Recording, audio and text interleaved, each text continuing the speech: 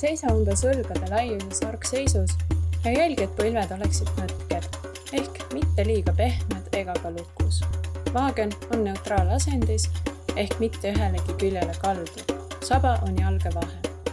Jälgi kogu harjutuse vältel õiget kehahoidu. Tunneta, kuidas keha raskus on jaotunud ühtlaselt mõlema jala laba igas punktis. Vii keha raskus nüüd koos puusadega täielikult ühele jalale. Hoia põlved nõtked. See tähendab, et põlved on lõdvestunud, nad pole ei lukus ega pehmed.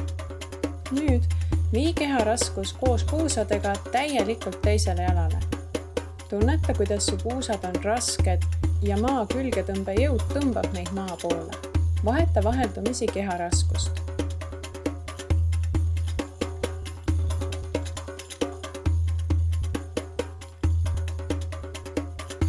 Samal ajal lükka puusa järjest kaugemale küljele välja, ilma et su ülakeha ära vajuks.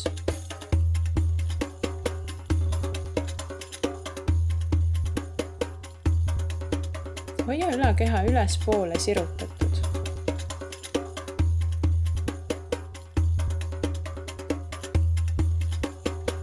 Tunne puusade raskust oma jalataldadel.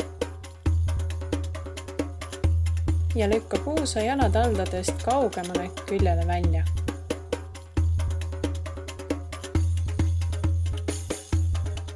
Ülakeha jääb samal ajal kahe jala vahele.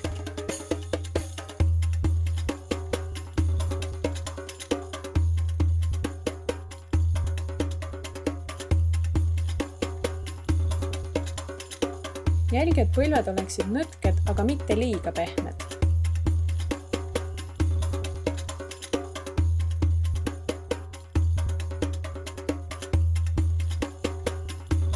Nüüd võta õlgadest natuke laiem harkseis ja jätka puusade libistamist küljelt küljele. Kanna kogu keha raskus puusadega üle ühele jalale.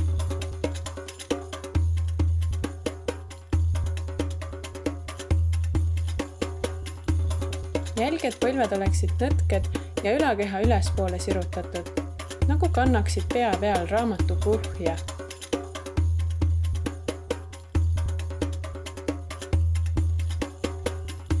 Jälgi ka, et sinu vaagen on neutraalasendis ega ole kogu liigutuse vältel ühelegi küljele kallutatud.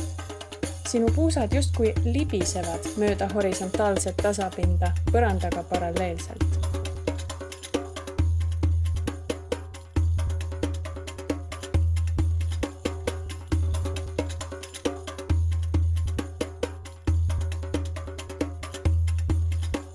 Võta uuesti õlgade laiune harkseis. Keha raskus on jaotunud võrdselt mõlemale jalale. Vii keha raskus puusadega ette mõlema jala päkkadele. Nüüd vii keha raskus puusadega taha mõlema jala kandadele.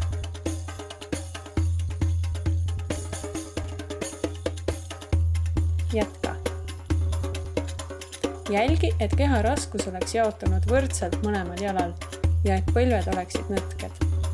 Ära lükka põlvi lukku ega paindesse. Jälgi ka, et sinu vaagen oleks neutraalasendis ega oleks kogu liigutuse vältel ühelegi küljele kaldu. Hoia kõhulihased kogu harjutuse vältel kerges toonuses.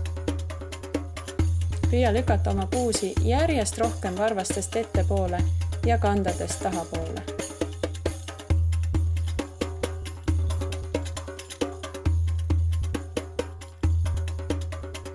Samal ajal hoia ülakeha ülespoole sirutatud, nagu kannaksid pea peal raamatu kuhja.